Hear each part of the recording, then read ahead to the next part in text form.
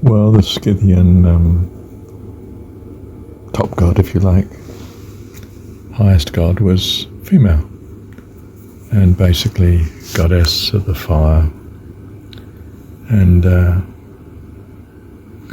this was changed by both India and Persia somewhere, I don't know, 800 BC, something like that, perhaps, to male.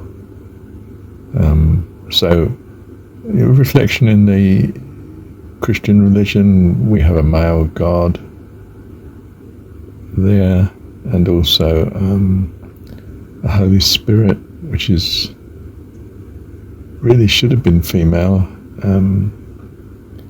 and is in some sense demoted from the androgynous god, or whatever way you like to see it, the throwback to wisdom, Sophia.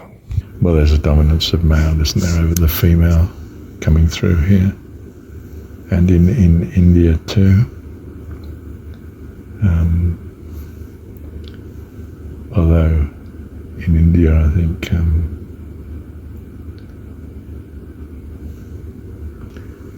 you could call it an involution or a change, development through time in the sort of major religions going on, as it turned out to be. The Scythian people influence, well,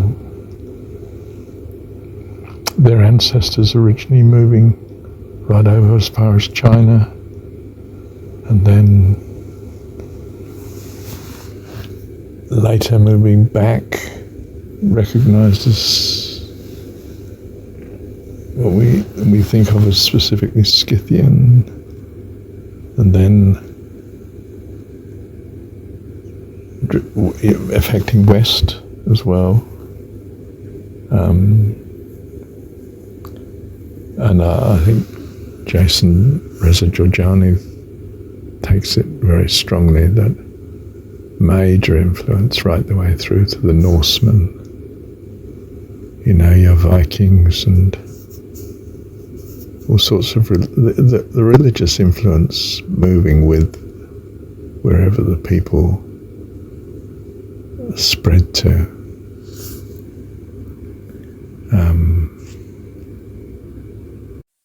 You know, you can name them as Sarmatians, or, you know, European Scythians or Mongolian Scythians at some point in history, and but the influence and dominance seems to be the thread of things to follow. The development, or you might call reforms, Zoroastrianism and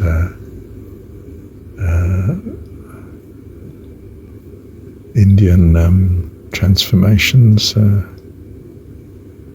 bringing in the male dominance, and Buddhism fluctuating in whether it was Asuras or Devas that they took to be, good and bad, good or bad,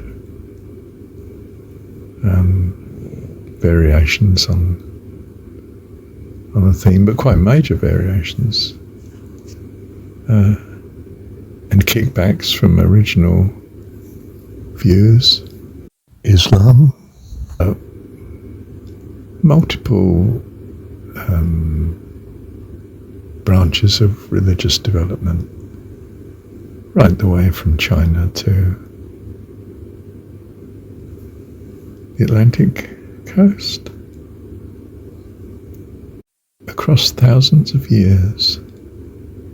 I think Jason's got it there when he really, I mean, he's Persian himself, of course, so there's a sort of patriotism, I guess, there, even though he's living in America. But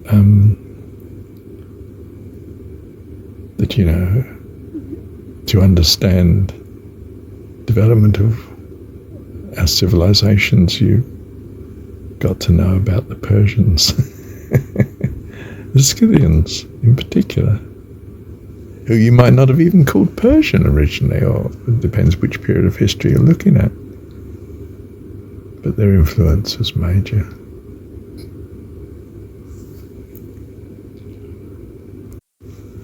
In what way is this important to us today, as we realise our religions have roots? Whether you're European, Asian, or North African. They may have alienated themselves from their historic foundations. But in a sense, the ancestry remains. The ancestral cultures remain. Expressed in their language, the words they use, the values they have, the schemata in which they feel they live and exist. Their values, their view of God or gods, what have you. I'm not saying it's not God-given. I'm saying God gave it through history, and in particular through historicity. Stories. Marshall's back to his pet subject, stories. Thank you, Heavenly Dad. Well, we have it that the original sun god was female, and I guess you could say Tabiti, the Scythian name for such a god. Tabiti. And whether of the sun or whether of the hearth, the fireplace, a place where you cook, the woman always attended the fire. The fire is symbolic of life. If you think of it, the Holy Spirit brings life. It brings the knowledge of God, to know that God is, to have life eternal. This is life eternal, to know thee, John 17. But it harks back, or can be seen to, at least, to the notion of primacy of life, physical life, the sun. If you're in a climate that gets cold in winter, like Central Asia, my goodness, the importance of the fire, the home, the warmth, and the wife, the priestess that serves there by the fire. The notion of well, it's echoed in Jesus, isn't it? Baptism of fire. You might think of it in terms of purifying, but the symbology of the fire stretches from the Far East to the Far West. In Norse religion, the same.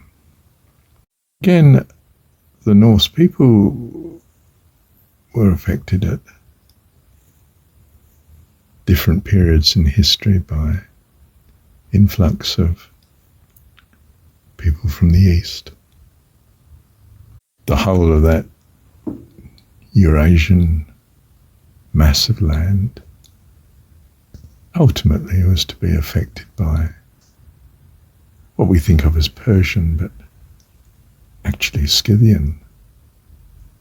It'd be hard to say, I suppose, whether the Persians affected the Scythians less than the Scythians affect the Persians.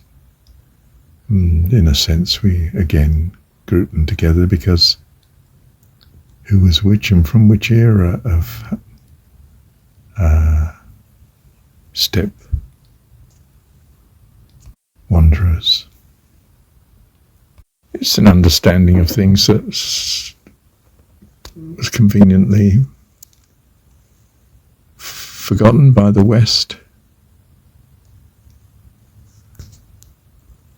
viewing Persia and so on as its enemy, as in Rome and Greece before it. Well, as in more recent times, Soviet Union, Russia, China. We never want to give something that's of our enemies also as relevant to our culture and view. And that's always been so with religion, hasn't it? A sort of quest for purity that says we're nothing to do with our true ancestry. We started again. It's echoed, isn't it, in the Jesus notion of being born again. It's a clean start. We want a clean start. That's what we value.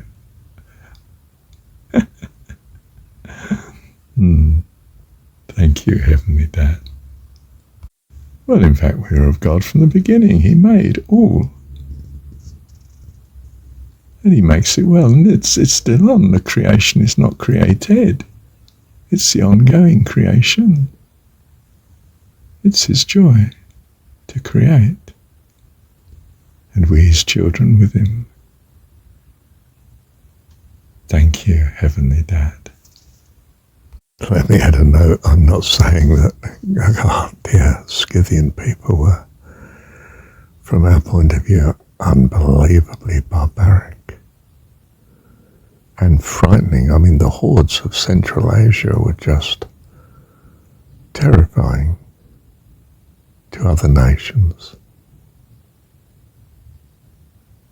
I mean, that's the reality of the historicity, at the least.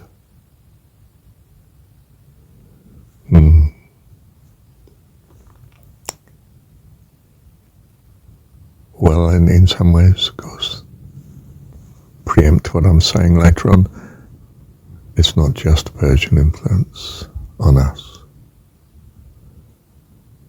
The Jesus story is majorly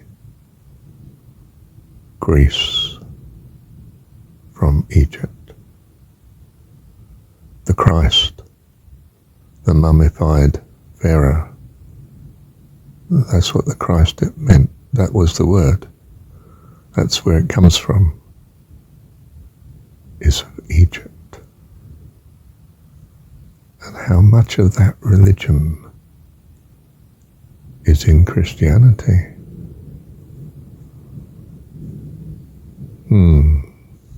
Thank you, Heavenly Dad.